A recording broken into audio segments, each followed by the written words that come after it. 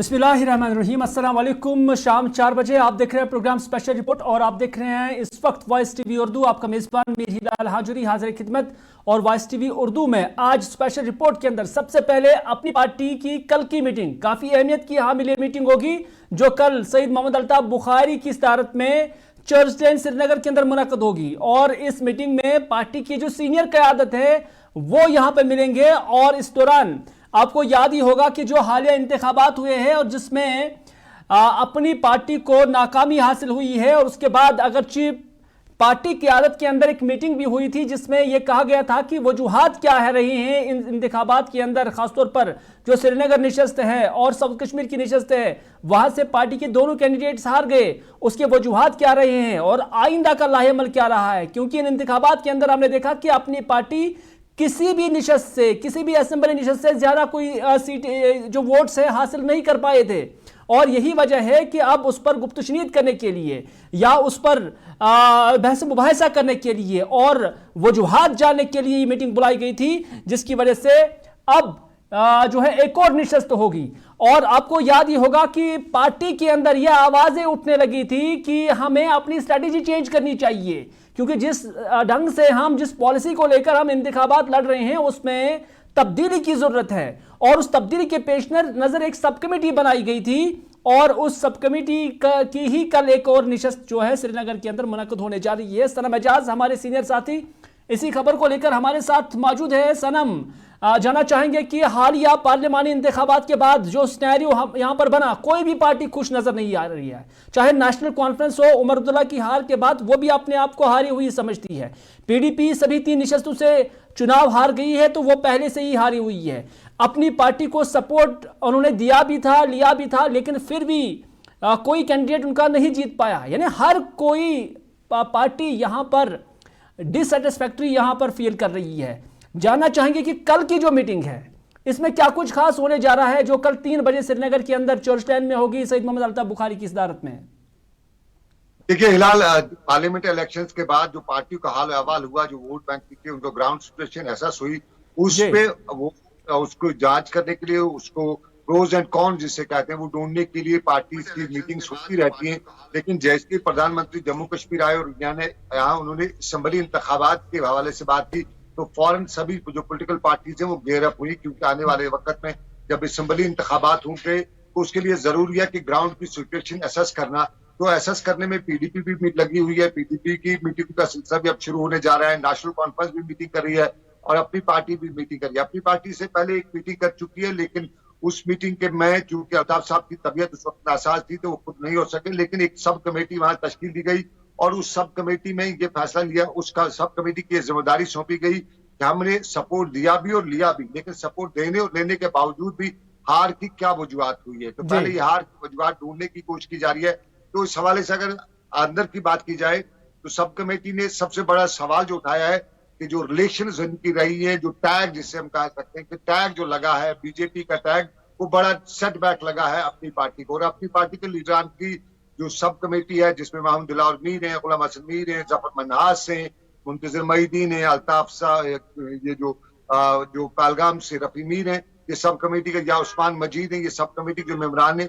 इनने पहले ही यूं कह सकते हैं कि प्रपोज किया है कि जो टैग लगा है बीजेपी का, उस टैग वो सबसे बड़ी हार जो है वो उनकी हार की वजह बनी है। और उसके बाद आगे का क्या लाएमल तैयार करना है, आगे किस तरह से पॉलिटिकल सिनेरियो डेवलप करना है। यानी सनम हमारे नाज़रीन को आप समझाएं, आपका कहना यह है कि जब इंतखाबात में हार हुई उसके बाद पार्टी की मीटिंग हुई है, उस पर लोगों ने अपनी तजावीज़ दी हैं और उन तजावीज़ को एड्रेस करने के लिए सब कमेटी बनाई गई है और सब कमेटी की एक निशस्त हो भी गई है। और अब कल दूसरी निशस्त है जिसमें सईद मोहम्मद अल्ताफ बुखारी भी होगा और माना जा रहा है कि इसमें फाइनल डिसीजन लिया जाएगा कि आइंदा का कोर्स ऑफ एक्शन पार्टी का क्या रहेगा, एजेंडा क्या रहेगा, किस तरह से वो आने वाले इंतखाबात के लिए तैयारी करेंगे।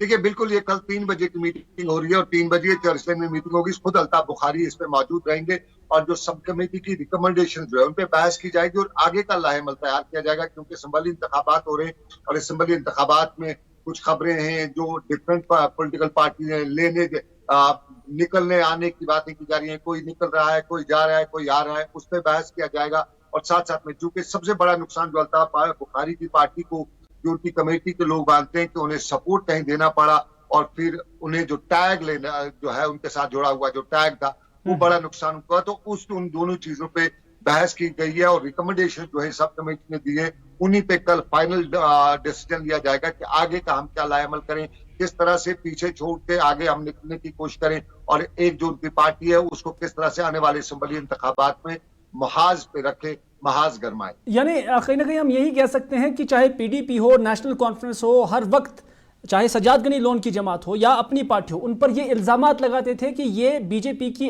बी टीम है, सी टीम है। और उस हवाले से सज्जाद गनी लोन की जमात का भी जो कल का डिसीजन आया है उसमें भी देखा जा रहा है कि उन्होंने यही बात और यही तासुर देने की बात कोशिश की है कि हमें बीजेपी के साथ कोई वास्ता नहीं है। तो क्या उसी लाइन पर अब जो सैयद मोहम्मद अल्ताफ बुखारी की जमात है वो भी कहीं ना कहीं उसमें जो तजावीज़ या आराएं आ रही हैं उसी दिशा पर चलने की बात की जा रही है? देखिए बिल्कुल अल्ताफ साहब की पार्टी की जो रिकमेंडेशंस आई हैं जो पार्टी की, तो उनका सबसे कहना है कि जो बीजेपी के रविंद्र रैना ने एक बयान दिया था वो एक बयान जो है उससे उन्हें बहुत घाटा हुआ। उसके साथ साथ उनकी एक तस्वीर जो हुई जिसमें उन्होंने मिलकर वो हाथ खड़ा करके एक बीजेपी लीडर के साथ तस्वीर खुद की उठाई, वो एक बड़ा घाटा उनको हुआ। तो ये सारी चीजें जो है मानना अपनी पार्टी का भी यही है कि जो बीजेपी अलायंस का उनकी बात हुई कि हम बीजेपी के सपोर्टर्स हैं या बीजेपी हमारी सपोर्टर है, लोगों ने यहाँ पे एक्सेप्ट नहीं किया। और अपनी पार्टी के लीडरान जो सब कमेटी की जो कमेटी के मेंबरान है उनका ये भी कहना है कि जो बड़ी तादाद में लोग श्रीनगर या इन सीटों पे इलेक्शन में भी उतरे वो एक वजह थी कि बीजेपी के मुकाबले में लोग मैदान में उतरे थे, और जब बीजेपी के मुकाबले में उतरे तो उन्होंने फिर अपनी पार्टी को भी इसमें सब कुछ ये एक तरह से रौंद के रख दिया। ये सारी सिचुएशन जो है जो कल की मीटिंग जो है वो उसी पे मुनस्सिर है कि आगे का लाएमल क्या तैयार किया जाए। और कहीं न कहीं आजकल सज्जाद साहब भी और अपनी पार्टी के लोग भी चाहते हैं कि किसी न किस तरह से जो बी टीम का या बीजेपी का टैग जो उनके साथ जुड़ा है उसको उससे किस तरह से अपने को अलग किया जा सके, किस तरह से अपने आप को उससे बचाया जा सके, लोगों में बिठाया जा सके कि हम ना बी टीम है ना हमारा बीजेपी के साथ कोई वास्ता है। बहुत बहुत शुक्रिया सनम एजाज पूरी जानकारी देने के लिए, अपना एनालिसिस देने के लिए। सनम एजाज हमारे सीनियर न्यूज एडिटर बात कर रहे थे मौजूदा पॉलिटिकल सिनेरियो और उसके साथ साथ अपनी पार्टी की जो कल एक अहम मीटिंग होने जा रही है श्रीनगर के अंदर, जिसमें आइंदा का लाहेअमल मुमकिन तौर पर डिस्कस भी किया जाएगा और इस हवाले से कोई फैसला भी लिया जा सकता है। पार्टी की जो टॉप लीडरशिप है वो कल श्रीनगर के चर्च लेन में जो पार्टी का सदर दफ्तर है वहां पर मिलने जा रही हैं और इसी हवाले से जो हतमी फैसला है वो लिया जा सकता है, जो जराए के हवाले से अभी तक हमें मालूमात हासिल हुई है।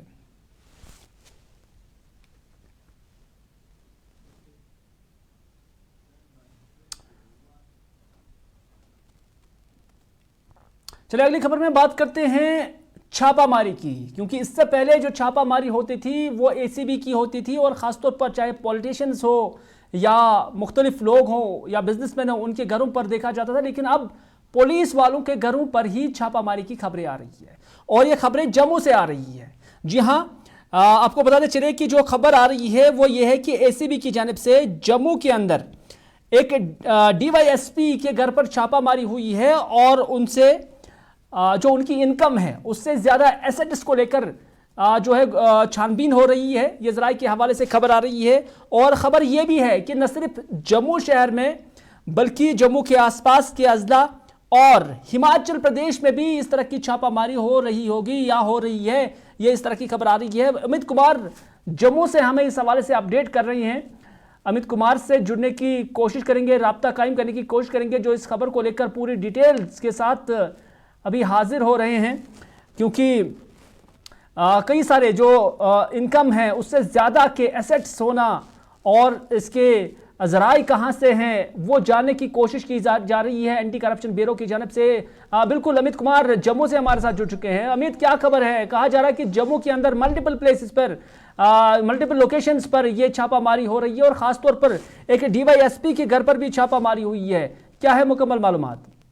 जी हिलाल, दुख होता है जब इस तरह की खबरें आती हैं कि कानून का पालन करवाने वालों के खिलाफ ही यदि कानून का अवहेलना करने की खबरें आए तो सच में दुख होता है। आज सुबह करीब 12 बजे के बाद इस तरह की खबर आई कि एक डीवाईएसपी के घर जो कि कठुआ में स्थित है वहां पर पुलिस की एसीबी की टीमों के अलावा कुछ अन्य टीमें जो है वो उनके घर पर दबिश देती हैं और उसके बाद उनके कागजात जो है वो खंगालना शुरू कर देती हैं। जब इस खबर को हमने खंगालना शुरू किया तो किसी भी आधिकारिक पुष्टि जो है वो इस खबर की नहीं हो पाई, क्योंकि हड़बड़ाहट में जब इस तरह की की रेड पड़ी तो कोई भी अधिकारी जो है वो इसकी पुष्टि करता नजर नहीं आया।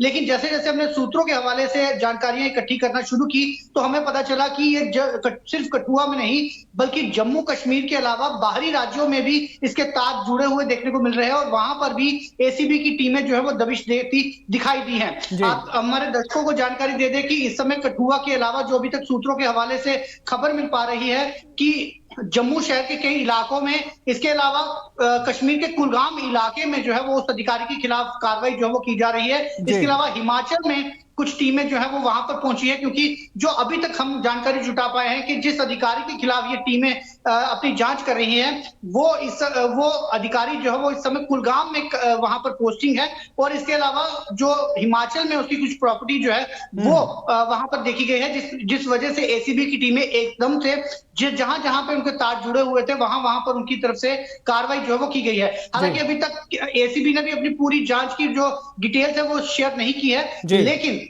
जो आसपास के इलाकों में लोगों ने ये साफ तौर से टीमें जो है वो उनके घरों में जाते देखी हैं, कार्रवाई होती देखी है, लेकिन अभी तक जब तक एसीबी इसका ऑफिशियल कोई वर्जन नहीं देती हम इस बात की पुष्टि जो फिलहाल आधिकारिक तौर पर नहीं कर सकते। बहुत बहुत शुक्रिया अमित कुमार जानकारी देने के लिए। अमित कुमार हमें जम्मू से अपडेट कर रहे थे मज़कूरा डीवाईएसपी के हवाले से, जिसके बारे में यह कहा जा रहा है कि जितनी उसकी इनकम है उससे ज्यादा एसेट्स हैं और ये एसेट्स होटल्स की सूरत में मनाली के अंदर है और भी कई और जगहों पर उनकी प्रॉपर्टीज है जिसको लेकर ये कार्रवाई की जा रही है। लेकिन आपको भी ये साफ हम बताते चलें कि अभी ये सिर्फ कार्रवाई हो रही है, अभी ये मुलजिम ही है, अभी इसे कन्विक्ट करार नहीं दिया गया है, ये एक तफ्तीश जा रही है और इस तफ्तीश का निचोड़ क्या होगा वो उसका आना अभी बाकी है, अभी हतमी राय पर जो है नहीं पहुंचा जा सकता है।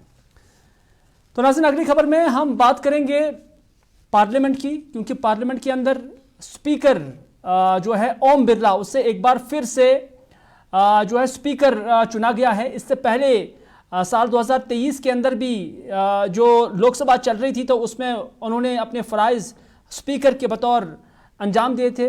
राजस्थान से वो सांसद है यानी मेंबर पार्लियामेंट है और आज न सिर्फ वज़ीर आज़म बल्कि जो ऐवान के अंदर अपोजिशन के लीडर है राहुल गांधी, वो भी उनके हमरा थे। और आप देख सकते हैं कि कैसे एक एजाज़ जो मिल रहा है, कि इज़्ज़त अफजाई मिल रही है कि एक वज़ीर आज़म और अपोजिशन का लीडर दोनों एहतरामन उनके साथ आते हैं और उसके बाद उन्हें अपने ओहदे पर विराजमान करते हैं। तो इस तरह से ओम बिरला को एक बार फिर से स्पीकर चुनने पर पूरे ऐवान ने आज उन्हें मुबारकबाद दी है और इस हवाले से मुल्क के वज़ीर आज़म नरेंद्र मोदी ने जहां उन्हें मुबारकबाद दी है, वहीं पर वज़ीर आज़म ने यह भी कहा कि अमृतकाल के इस अहम मौके पर दूसरी बार स्पीकर के ओहदे पर फाइज हो जाना एक बड़ी बात है।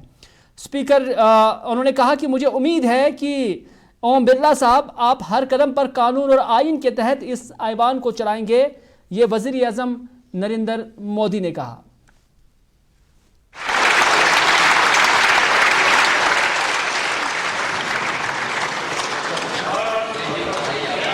शुभकामनाएं हैं, लेकिन इस पूरे सदन की तरफ भी आपको अनेक अनेक शुभकामनाएं। अमृत काल के इस महत्वपूर्ण कालखंड में दूसरी बार इस पद पर विराजमान होना बहुत बड़ा दायित्व आपको मिला है और आपका 5 वर्ष का अनुभव और आपके साथ हम लोगों का 5 साल का अनुभव, हम सबका विश्वास है कि आप आने वाले 5 साल हम सबका मार्गदर्शन भी करेंगे और देश की आशा अपेक्षाएं पूर्ण करने के लिए ये सदन अपना दायित्व निभाने में आपकी बहुत बड़ी भूमिका रहेगी। न सिर्फ वज़ीर आज़म बल्कि राहुल गांधी ने भी ओम बिरला को स्पीकर एक बार फिर से चुनने पर मुबारकबाद दी है और राहुल गांधी ने न सिर्फ कांग्रेस पार्टी की जानिब से बल्कि पूरे इंडिया अलायंस की जानिब से उन्हें मुबारकबाद दी है। राहुल गांधी ने कहा कि ये ऐवान हिंदुस्तान के लोगों की आवाज़ है और उम्मीद है कि आप अपोजिशन की सूरत में अवाम की आवाज़ को सुनेंगे और अवाम की तर्जुमानी करने की इजाज़त देंगे। उन्होंने ये भी कहा, राहुल गांधी ने यह भी कहा कि सवाल ये नहीं है कि ऐवान की कार्रवाई कैसे चलेगी, बल्कि सवाल यह है कि अवाम की आवाज को कितना सुना जाएगा, कितना बर्दाश्त किया जाएगा और कितना उसे गूंजने की इजाजत दी जाएगी। राहुल गांधी ने क्या कुछ कहा, उन्हीं की जुबानी सुनते हैं। Speaker sir, I'd like to congratulate you for your successful election. For the second time that you have been elected, I'd like to congratulate you on behalf of the entire opposition, on behalf of the India Alliance. Speaker sir, this House represents the voice of India's people. And you, Speaker sir, are the final arbiter of that voice. Of course, the government has political power, but the opposition also represents the voice of India's people. And this time, the opposition represents significantly more voice of the Indian people than it did last time. Speaker sir, the opposition would like to assist you in doing your work. We would like the House to function often and well. Speaker sir, it is very important that cooperation happens on the basis of trust. It is very important that the voice of the opposition is allowed to be represented in this House.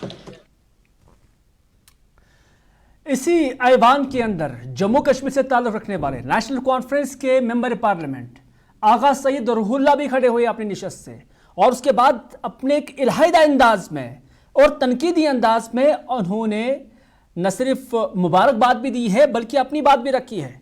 Agha Ruhollah ने speaker को मुबारकबाद दी और कहा कि उम्मीद है कि आप ना आज के बाद बीजेपी के होंगे और ना ही किसी कांग्रेस के होंगे और ना ही किसी दूसरी जमात को रिप्रेजेंट करेंगे, बल्कि आप आईन हिंद के मुताबिक अपने खिदमात अंजाम देंगे। ये पहली वो बातें हैं, पहले वो जुमले हैं जो आगा सईद रुहुल्ला ने मुल्क के सबसे बड़े ऐवान पार्लियामेंट के अंदर कहा है। उन्होंने कहा कि आज के बाद आपको याद किया जाएगा कि आप अपोजिशन को सुनने के लिए या खामोश करने के लिए आपने काम किया है, और यह भी याद रखा जाएगा कि अगर इस ऐवान में किसी मुसलमान को दहशतगर्द कहा जाए, उस पर आपने उस नाजायज आवाज को उठने दिया या खामोश किया है। ये आगा सैयद रुहुल्ला के अल्फाज हैं। उन्होंने यह भी कहा कि जिस मुसलमान एमपी को जमहूरियत के बड़े ऐवान में दहशतगर्द कहा जाए तो उससे सड़कों पर भी दहशतगर्द कहा जा सकता है। हालांकि ये वही इदारा है जहां 370 की बिल लाई गई और आधे घंटे में पास किया गया है। ये आगा सईद रुहुल्ला ने कहा। जब रुहुल्ला ने 370 की बात छेड़ी तो उसी पर स्पीकर ओम बिरला ने उन्हें रोका और उसके बाद यह भी कहा कि आपको ज्ञान कम है, यानी आपको इस बारे में इल्मियत कम है। बल्कि स्पीकर ने यह भी कहा कि इस पर आधे घंटे नहीं बल्कि 9.5 घंटे उस वक्त बहस हुई थी। और इस हवाले से उन्होंने यह भी कहा कि आज ऐवान के अंदर आप आए हैं, अभी बिल्कुल इब्तिदा है, अभी ऐवान को चलने दे, उसके बाद ही आप कोई टिप्पणी करें। तो इस तरह से आगा सैयद रुहुल्ला के जो अल्फाज हैं वो भी आज गूंज रहे थे, न सिर्फ ऐवान के अंदर बल्कि ऐवान के बाहर भी। जब ये क्लिप सोशल मीडिया पर वायरल होने लगी तो जम्मू कश्मीर के अंदर उसे बहुत खूब देखा गया है। पेश करता हूं और आपसे ये गुजारिश है कि आज के बाद आप न बीजेपी है, न कांग्रेस है, न समाजवादी है। आज के बाद सिर्फ आपकी एक ही पार्टी है, आईन Hind, the constitution of India. उम्मीद है कि आज के बाद आप उसके कस्टोडियन होंगे और इस हाउस में, जिसे जमहूरियत का सबसे बड़ा इदारा कहा जाता है, जमहूरियत की मिसालें होगी। इस हाउस में आपको इस बात से याद रखा जाएगा कि क्या आपने ट्रेजरी बेंचेस को मजबूर किया अपोजिशन का सुनने के लिए या आपने अपोजिशन को खामोश किया। आपको P20 के लिए याद नहीं किया जाएगा, आपको याद किया जाएगा जब इसी ऐवान में एक मुसलमान MP को टेररिस्ट कहा गया क्योंकि वो मुसलमान है। आपने उस आवाज़ को, उस नाजायज़ आवाज़ को कैसे खामोश किया या आपने उन आवाज़ों को उठने दिया। अगर एक MP जो चुना हुआ नुमाइंदा होता है, अगर उसको इस हाउस में जमहूरियत के बड़े इदारे में टेररिस्ट कहा जा सकता है तो उन मुसलमानों को सड़कों पे भी टेररिस्ट कहा जा सकता होगा। इसी तरह से ऑनरेबल स्पीकर, एक मिनट बैठिए। माननीय सदस्यगण, ये सदन का पहला दिन है। आप बोलते समय क्या टिप्पणी कर रहे हैं उसका ध्यान रखो। अभी कार्यकाल को देखो, उसके बाद टिप्पणी करो।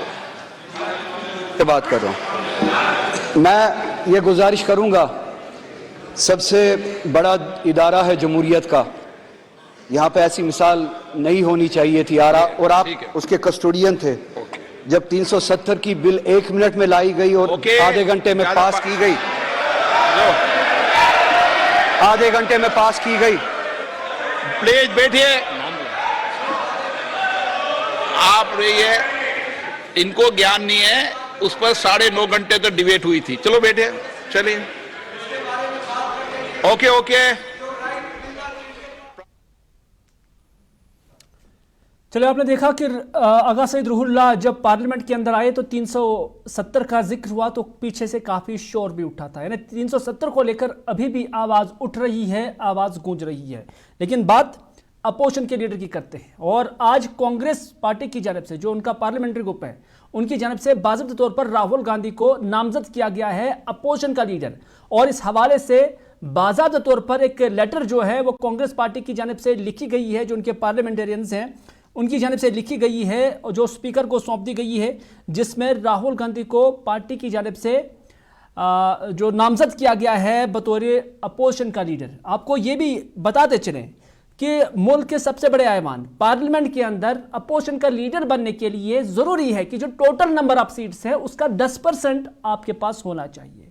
यानी जिस पार्टी के पास उन सीटों का टोटल नंबर ऑफ सीटों का 10% होगा तो उन्हीं का जो लीडर है जिसे वो नामजद करेंगे वो फिर अपोजिशन का लीडर बन सकता है या उसका दावेदार हो सकता है। नंबर 1। नंबर 2, आपकी जानकारी के लिए भी बताते चले कि साल 2014 में जब नरेंद्र मोदी की सरकार आई और उसके बाद भारतीय जनता पार्टी को एक बहुमत मिला, फिर साल 2019 के अंदर भी उन्हें इक़्तिदार मिला, तो साल 2014 से लेकर 2024 तक ऑफिशियली कोई भी अपोजिशन का लीडर जो है लोकसभा के अंदर नहीं था, क्योंकि कांग्रेस अगरचे बड़ी पार्टी थी लेकिन 10% जो टोटल नंबर ऑफ सीटों का वो उनके पास नहीं था। नंबर 1। नंबर 2, इससे पहले भी, न सिर्फ ये साल 2014 से ही नहीं बल्कि उससे पहले भी 1980 से लेकर 1999 तक पार्लियामेंट के अंदर ऑफिशियली कोई अपोजिशन का लीडर नहीं था। इसी तरह से 1970 से लेकर 1977 तक अपोजिशन का लीडर इसी पार्लियामेंट के अंदर नहीं था और 1969 में सबसे 1969 से पहले यहां कोई अपोजिशन का लीडर ही नहीं हुआ करता था। तो इस तरह से ये एक हिस्ट्री रही है मुल्क के सबसे बड़े ऐवान पार्लियामेंट के अंदर लोकसभा के जो लीडर ऑफ अपोजिशन होते हैं उसके हवाले से। और इसी हवाले से कांग्रेस के केसी वेणुगोपाल ने फिर एक प्रेस कॉन्फ्रेंस भी दी है, उसमें उन्होंने क्या कुछ कहा, आइए देखते हैं।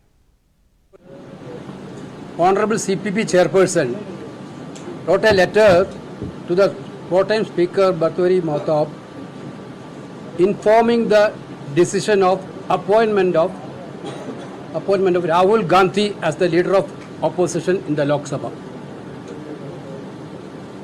Other office bearers will be decided later. That's